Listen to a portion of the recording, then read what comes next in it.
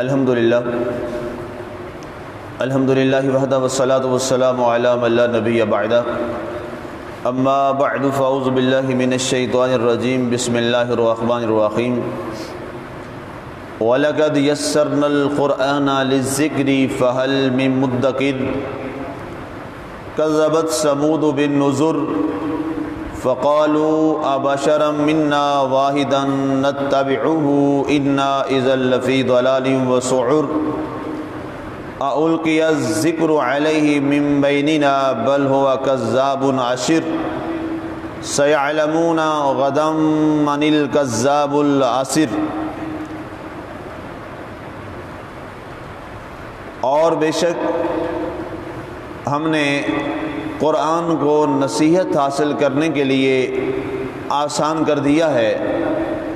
کوئی نصیحت حاصل کرنے والا ہو تو صحیح۔ سمود نے تنبیہات کی تکذیب کی، بس بولے کہ ہم اپنے میں سے ایک آدمی کی پیروی کریں پھر تو ہم یقیناً گمراہی اور عذاب میں جا پڑیں گے۔ کیا ہمارے درمیان انہی پر وحی نازل کی گئی؟ بلکہ وہ جھوٹا اور شریر ہے۔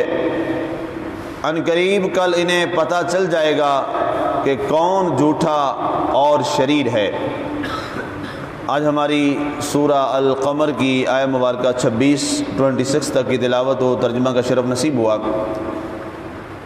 کل ہمارے درس مبارک کے آخری الفاظ فَكَيْفَ كَانَ عَذَابِي وَنُذُرِ، اللہ تعالیٰ نے فرمایا کہ ہمارا عذاب اور ہمارے جو ڈرانے والے تھے ان کا معاملہ کیسا رہا۔ کل اس کی تفصیلاً آپ نے وضاحت سماعت کی۔ اس کے بعد اللہ تعالیٰ نے پھر یہی الفاظ دہرائے۔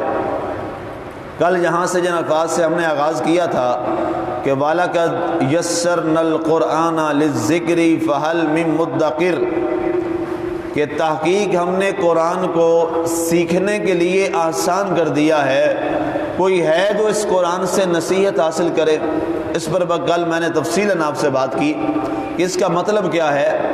اب یہاں دوبارہ لانے کا مقصد کیا ہے، وہ یہ ہے کہ اللہ تعالیٰ نے کل جو ہم نے بات کی قوم عاد کی اور اس کا حوالہ سے، اور اس قوم کی بربادی اور کافروں اور مسلمانوں کا درمیان میں جو آپس میں معاملہ، اور پھر نبی اور اللہ کے رسول جو اللہ نے ان میں بھیجے اور انہوں نے ان کی تکذیب کر دی، اس کے بعد پھر تنبیہ کے طور پہ یہ بتایا جا رہا ہے ایمان والوں کو کہ اے ایمان والو، اللہ نے تم میں بھی ایک نبی اور رسول بھیجا ہے، اس نے اپنا آخری حبیب تمہارے پاس خاتم الانبیاء وہ بھیجا ہے۔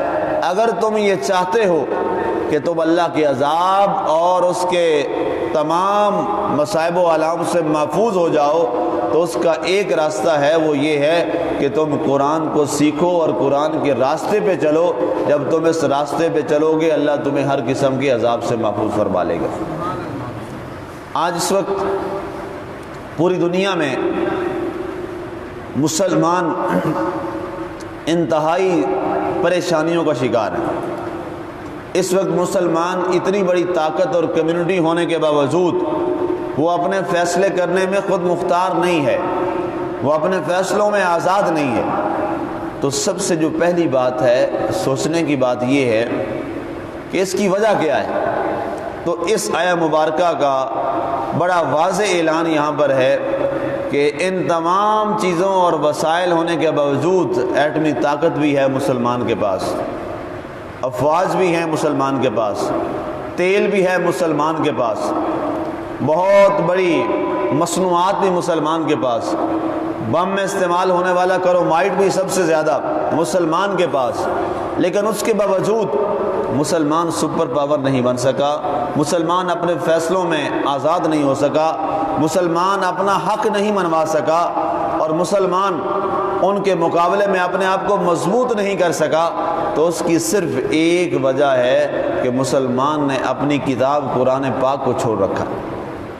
جس وقت مسلمان کوئی اور کام کرنے کی یہاں ضرورت نہیں ہے، صرف مسلمان اپنی اس کتاب کو تھام کر اس کتاب کا اعلان کر دے، جس لمحہ مسلمان متحد ہو کر اپنی اس ایک کتاب پر، دنیا میں جتنے بھی ممالک ہیں مسلم ممالک، وہ کسی بھی مذہب سے، کسی بھی ان کا کوئی فرقہ ہو، چاہے وہ جناب بریلوی مسلک سے ہوں، دیوبندی مسلک سے ہوں، وہ اہل حدیث مسلک سے ہوں، وہ شیعہ مسلک سے ہوں، جس مسلک سے بھی ان کا تعلق ہے، جو بھی ہے، ساروں کے ہاں یہ تو یقین اور عقیدہ ایک ہی ہے نا کہ قرآن سب کا ایک ہے، اس میں تو کسی کو کوئی اختلاف رائے نہیں ہے، اس پر کسی بھی ایک فرقہ یا ایک گروہ کسی کو اس پر کوئی اختلاف نہیں ہے، یہ بات متفقہ ہے سب کے ہاں کہ یہ قرآن پاک جو ہے الحمد سے والناس تک یہ ہم تمام مسلمانوں کا ایک قرآن پاک ہے، ایک ہماری کتاب ہے،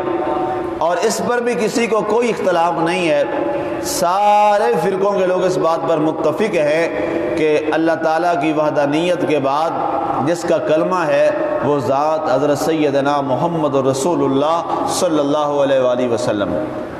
اور تیسری چیز اسلام، اس پر سارے فرقے متفق ہیں کہ ہمارا جو اسلام ہے، جو ہمارا وہی دین ہے اور ہمارا کلمہ ہے لا الہ الا اللہ محمد الرسول اللہ۔ اس کلمے تک، یہاں تک لا الہ الا اللہ محمد رسول اللہ تک سارے مسلک متفق ہیں۔ اب یہ چیزیں ہیں، اس کے بعد فرائض پہ آ جائیے۔ نماز فرض ہے، کسی فرقے نے آج تک نہیں کہا کہ یہ نماز فرض نہیں ہے، سارے کہتے ہیں فرض ہے، ٹائم آگے پیچھے اس کا کوئی شریعت میں نہیں ہے۔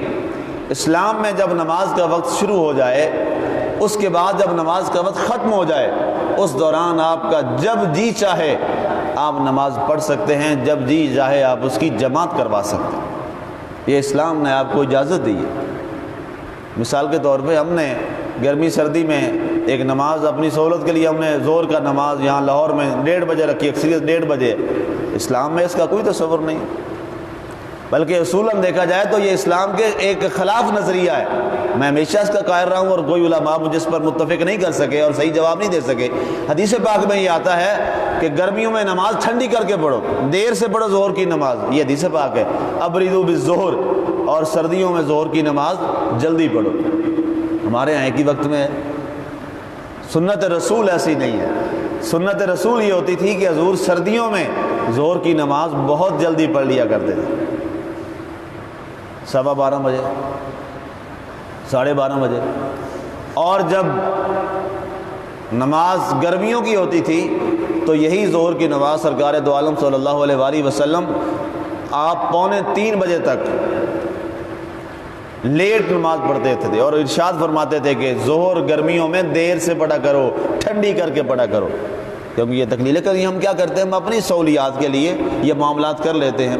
ہمارے ہاں لوگ جی وہ ایک 12:15 اذان آ گئی، یہ کیا ہو گیا، ایسا نہیں ہے۔ جب نماز کسی کا وقت شروع ہو جائے اس وقت آپ نماز پڑھ سکتے ہیں۔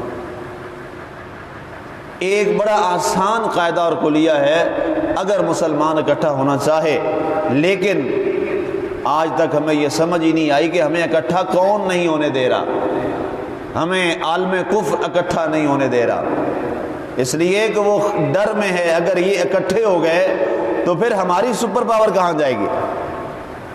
وہ کبھی ہم میں سے کبھی ہمیں شیعہ سنی کے فساد میں لڑا دیتا ہے، کبھی ہمیں کسی معاملے میں ڈال کے لڑا دیتا ہے، کبھی کسی معاملے میں ہمیں ڈال کے لڑا دیتا ہے، اور شیعہ سنی فساد میں جب بعد میں پتہ چلتا ہے دھماکہ کس نے کیا تو وہ کوئی مسلمان نہیں ہوتا، وہ ایک نان مسلم ہوتا ہے جس کی ڈائریکشن انڈیا سے مل رہی ہوتی ہے۔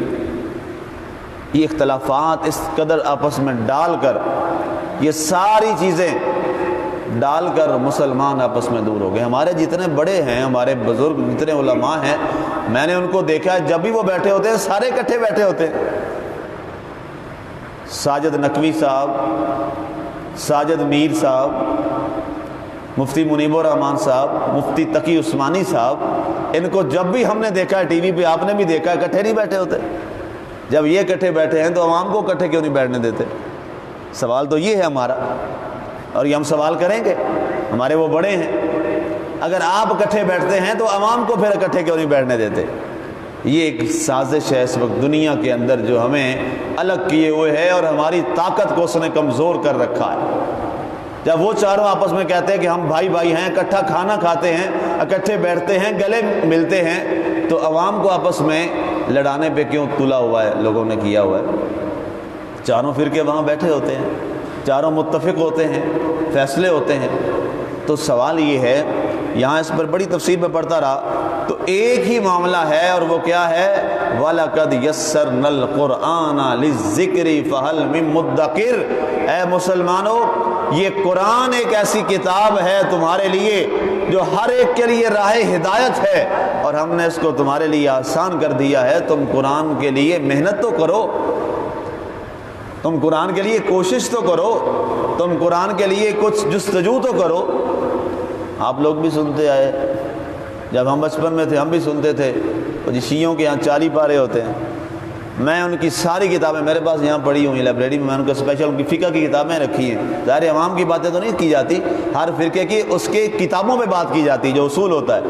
ان کی ساری کتابیں میں نے چھان ڈالی ہے، مجھے کسی ایک کتاب میں نہیں ملا یہ لکھا ہو کہ جی کسی نے یہ کہا ہو 40۔ ان کے بڑے بڑے ذاکروں سے جامع منتظر میں ہم گئے مفتی صاحب کے ساتھ، بڑے مفتی صاحب رحمۃ اللہ علیہ ہوتے تھے مال ٹاؤن میں، ان سے باقاعدہ بات ہوئی۔ ان کے یہاں پہ آیت اللہ آئے ہوئے تھے ایران سے، انہوں نے کہا ہماری کسی کتاب سے یہ جملہ دکھا دیں ہمیں، ہم نے کبھی یہ جملہ کہا ہو۔ کوئی جاہل کہتا ہے تو کہتا پھر ہمارا مخالف، نہیں ملا مجھے آج تک۔ ہماری ساری عوام میں مشہور ہے، پتہ نہیں کس نے کر دیا کہ یہ کہتے ہیں جی 40 پارے ہیں، 10 یہ ابو بکر کی بکری کھا گئی، استغفر اللہ۔ انہوں نے کہا یہ ہمارے اوپر الزام لگایا، بلکہ اس کا جواب آپ دیں اور آپ کو کوڑے لگنے چاہیے، آپ نے ہمارے اوپر الزام لگایا جو ہم نے بات ہی نہیں کی۔ تو یہ کیا ہے؟ یہ بیرونی سازشیں ہوتی ہیں جو اس طرح کی ہوائیں چلائی جاتی ہیں، اور مسلمانوں کو آپس میں لڑایا جاتا ہے اور آپس میں اختلاف ڈالا جاتا ہے۔ قرآن نے کیا فرمایا؟ وَلَقَدْ يَسَّرْنَا الْقُرْآنَ لِلذِّكْرِ فَهَلْ مِن مُدَّكِرٍ۔ آؤ قرآن پر تم آپس کو اکٹھے کر لو۔ جب تم آپس میں اکٹھے ہو جاؤ گے قرآن پر تو ہوگا کیا؟ اللہ تعالیٰ تمہیں دنیا میں مضبوط فرما دے گا۔ سورہ انفال کیا درس گزر چکا ہے بہت پہلے، شاید آپ کو یاد نہ ہو، میں دوبارہ دہرائے دیتا ہوں۔ وہاں میں نے جب یہ آیت مبارکہ کی وضاحت کی تھی، اللہ نے فرمایا کہ اے ایمان والو، آپس میں متفق اور متحد رہو۔ اگر تم آپس میں لڑو گے، مسلمانوں سے کہا گیا، گروہ مسلمانوں کے گروہوں سے، اگر تم آپس میں لڑو گے تمہارا روب بھی جاتا رہے گا، تمہاری طاقت بھی ختم ہو جائے گی، اور غیر تمہارے اوپر مسلط ہو جائیں گے۔ آج ایسا ہے نہیں؟ آج سپر پاور مسلمان ہے یا عیسائی ہے؟ عیسائی ہے سپر پاور اس دنیا میں، اور عیسائی اگر گیا امریکہ اس سے مراد ہے تو آپ کے اوپر سپر پاور وہ مسلط ہو جائے گا جو عیسائی سے بھی گندا ہے۔ عیسائی تو پھر بھی اہل کتاب میں سے ہے نا، لیکن جو چائنا ہے وہ تو نہ کسی خدا کو مانتا ہے، نہ کسی رسول کو مانتا ہے، نہ کسی کتاب کو مانتا ہے۔ چائنیز جو ہیں وہ تو ویسے ہی ہر چیز سے وہ بدھم سے بھی آگے ہیں، ان کے ہاں تو کوئی مذہب نہیں ہے۔ چائنیز کے ہاں کوئی مذہب کا تصور نہیں ہے، کسی بھی مذہب اور دین کا تصور نہیں ہے۔ عیسائی تو اہل کتاب ہے، ان کا تو ظاہر ہے بہت پرانا مذہب ہے اور چل رہا ہے۔ جیوز ہیں، ان کا بھی ایک مذہب ہے اور ایک کتاب ہے، لیکن چائنیز کا تو نہ کتاب ہے، نہ مذہب ہے، نہ کلمہ ہے، نہ کوئی تصور الہ ہے، وہ کسی کے بھی قائل نہیں ہے۔ اس کے بعد اگر دوسری پاور بنے گی سپر پاور تو وہ بنیں گے۔ وہ لمحہ دیکھیے جب ایک ٹکڑا تھا چھوٹا سا مدینہ منورہ کے اندر، لیکن پوری دنیا کے اندر وہ سپر پاور بن کے فتوحات کر کے ابھرا۔ اس کی وجہ کیا تھی؟ اس کی صرف وجہ یہ تھی کہ وہ اگرچہ 313 تھے لیکن 313 کے 13 اکٹھے تھے، وہ سارے اکٹھے تھے، وہ 313 کے 13 اکٹھے تھے۔ اس کے بعد معاملات بڑھتے چلے گئے اور فتوحات ہوتی چلی گئیں، اور وہ مدینہ منورہ کی جو ریاست تھی وہ تو پوری دنیا پر ابھر کے سامنے آئی۔ یہودی آج تک چیخ رہا ہے، یہودی آج بھی کہتا ہے مدینہ منورہ ہمارا ہے، ہم لیں گے واپس، ہم مسلمانوں سے لیں گے، یہ ہمارا ہے، مکہ ہمارا ہے، ہم لیں گے واپس، شام عراق یمن یہ ہمارا ہے، ہم لیں گے۔ وہ آج تک اس بات پہ ڈٹے ہوئے ہیں، اور انہوں نے اس اپنی بات کو بلایا نہیں ہے کہ یہ ہمارا یہودیوں کا ہے، خاص طور پہ جو مدینہ جس کو یثرب وہ بولتے تھے، یہ سارا یہودیوں کے قبضے میں تھا۔ تو اسلام مسلمانوں نے یہ سب سے پہلے جو سب سے چالاک اور مکار قوم ہے یہودی، ان کے نرغے سے یہ چھڑوا کر وہاں پر کیا کیا؟ وہاں پر سب سے بڑا مسلمانوں کا مرکز اور قبلہ بنا، بیت اللہ تو ہے ہی ہے، وہ کیا ہے؟ روضہ رسول صلی اللہ علیہ وآلہ وسلم۔ تو مسلمانوں یہ جو دوبارہ میں نے کل عرض کیا تھا کہ جو دوبارہ قرآن میں یہ آیا ہے اس کی وجہ کیا ہے، یہ اصل وجہ ہے جو اللہ نے ایک دفعہ یہ بیان کرنے کے بعد اسی صورت میں اور انہی آیات میں دوبارہ پھر اس لفظ کو دہرایا۔ تو ہمیں کوشش یہ کرنی ہے مفروضوں کی بجائے، سنی سنائی باتوں کے بجائے، بہت ہو گیا سنی سنائی باتوں پہ، قرآن کیا کہتا ہے قرآن میں غور کرو، قرآن میں غور کرو۔ اور قرآن کے بغیر آج ہم ساری چیزیں پڑھ لیتے ہیں، نہیں پڑھتے تو قرآن نہیں پڑھتے۔ قرآن پڑھنے سے یہ مراد نہیں ہے آپ نے سورت کھولی، سورت یاسین پڑھ لی، سورت ملک پڑھ لی، یا جناب سورت مزمل پڑھ لی، ٹھیک ہے ثواب مل جائے گا، قرآن کے ہم نے حرف پڑھنے ہیں، الفاظ پڑھیں، یہ قرآن پڑھنے سے مراد یہ مراد نہیں ہے۔ قرآن پڑھنے سے مراد ہے قرآن فہمی، قرآن کو سمجھنا، قرآن کی وضاحت، قرآن کی تفسیر، قرآن کے اصول، قرآن کے معاملات، تفسیر کتابیں بھری پڑی ہیں، اتنا قرآن پہ لکھا گیا ہے۔ پوری دنیا کے اندر واحد ایک علم ہے جس پر سب سے زیادہ لکھا گیا ہے، اور وہ ہے تفسیر القرآن۔ تفسیر القرآن ایک تفسیر جو میں اگر آپ کو مثال کے طور پہ ایک عام فہم جس کا اکثر میں حوالہ دیتا ہوں، تفسیر طبری ہے، محمد بن جریر طبری صاحب نے یہ تفسیر لکھی ہے، عربی زبان میں ہے، اور جناب کتنے والیم میں ہے جو مختلف مکاتب سے چھپی ہیں، 25 والیم، 35 والیم، یہاں سے لے کر یہاں تک جناب اتنی یہ تفسیر ہے صرف ایک قرآن پاک کی، اردو میں نہیں عربی میں، اور اس کا اگر ہم اردو کریں تو جناب یہ پوری صف جتنی کتابیں بن جائیں۔ یہ صرف ایک تفسیر کی میں بات کر رہا ہوں، اس طرح کی کئی تفسیر ابن عاشور ہے، اس کی جناب کتنے والیم ہیں، 79 والیم ہیں اس کے ایک قرآن کی تفسیر کے۔ یہ میں باتیں آپ کو اس لیے بتا رہا ہوں، اور یہ میں آپ کے سامنے یہ دکھ اس لیے شیئر کر رہا ہوں کہ اشفاق صاحب، پروفیسر اشفاق صاحب مرحوم، ان کی مجھے ایک بڑی پیاری بات یاد آتی ہے۔ وہ فرمایا کرتے تھے کہ میرے پاس ایک شخص آیا، اس نے آ کے کہا کہ مجھے کوئی ایسا ٹپ بتائیں، دنیا آتی تھی ان کے پاس، پروفیسر صاحب کے پاس، کوئی ایسا ٹپ بتائیں کہ میری زندگی اچھی ہو جائے۔ انہوں نے کہا افسوس ہے، تم نے اتنے پڑھے لکھے آدمی ہو، تم نے یہ کیا سوال کیا ہے؟ تم مجھ سے یہ سوال کرتے کہ مجھے کوئی ایسا ٹپ بتائیں، کوئی ایسا ٹرک بتائیں کہ میری موت اچھی ہو جائے۔ اتنا خوبصورت جواب پروفیسر صاحب کو۔ انہوں نے کہا اچھا ٹھیک ہے، بتائیں میری موت اچھی ہو جائے، آپ بتائیں کیا میں کروں؟ تو انہوں نے فرمایا کسی ایک شخص کی زندگی اچھی کر دو۔ اگر تم چاہتے ہو کہ تمہاری موت اچھی ہو جائے، کسی ایک شخص کی زندگی اچھی کر دو۔ فرمایا تمہارے اوپر یہ ٹھیکہ نہیں ہے کہ تم نے سب کو اچھا کرنا ہے، نہ یہ ممکن ہوتا ہے، کسی ایک انسان کو لے لو اور اس کی زندگی سنوار دو، وہ ایک شخص کی سدھرے ہوئے بندے کی زندگی قیامت والے دن تمہاری بخشش کے ذریعہ کافی ہو جائے گی۔ میں اس نظریے پہ یہ ساری محنت اور کوشش کرتا ہوں، جو دروس دیتا ہوں، محنت کرتا ہوں، کوشش کرتا ہوں، سارے نہ بھی ہوں، کوئی ایک بھی، کسی ایک کی زندگی بھی میں نے سیدھی کر دی۔ اور قرآن کر دیتا ہے، جب آپ خلوص نیت سے بیٹھتے ہیں تو وہ ایک شخص کی جو زندگی ہے وہ میری موت کو اچھا کر دے گا۔ یہ نظریہ لے کے جب آپ آگے یہی نظریہ لے کے چلیں گے، آپ اس بات کو سیکھیں گے، اور آگے آپ یہ باتیں کسی کو بتائیں گے اور کسی ایک آدمی کو ٹارگٹ کر کے اس کی زندگی کو اچھا کر دیں گے، تو آپ کی موت بھی اچھی ہو جائے گی۔ تو یہ اصل میں بنیادی طور پر وجہ تھی۔ اس کے بعد آگے فرمایا گیا کہ انہوں نے کیا کیا، سمود نے بھی جھٹلایا۔ بات یہ لمبی ہو جائے گی، اس پہ انشاءاللہ پھر اگلی بات نشست میں بات کریں گے۔ اللہ تعالی ہمیں عمل کی توفیق عطا فرمائے۔ اور آج کا جو اہم ترین پیغام ہے، آج کا ہمارا پورا درس قرآن کا جو کنکریون اور نتیجہ ہے، وہ کیا ہے؟ قرآن کا سیکھنے کا شوق اپنے اندر پیدا کریں، قرآن فہمی اپنے اندر پیدا کریں، سنی سنائی باتوں پہ سے الگ ہو جائیں، چھوڑ دیں ان باتوں کو، قرآن میں غوطہ زنو۔ قرآن آپ کو کیا کہتا ہے؟ اس سے بڑی کتاب دنیا میں کوئی نہیں ہے، اس سے اہم ترین کتاب کائنات میں کوئی نہیں ہے۔ بندوں کی لکھی ساری کتابیں ہیں، یہ کتاب کس کی ہے؟ میرے رب کی کتاب ہے۔ اللہ تعالی ہمیں قرآن سیکھنے کا شوق عطا فرمائے، اللہ تعالی ہمیں قرآن فہمی نصیب فرمائے، اور یہ جو ہماری کوشش ہے یہ اسی قرآن سمجھنے اور سیکھنے اور سکھانے اور لوگوں تک قرآن کا علم پہنچانے کے سلسلے میں ہے۔ اللہ اس میں برکت عطا فرمائے، آمین۔ وما علینا الا البلاغ المبین۔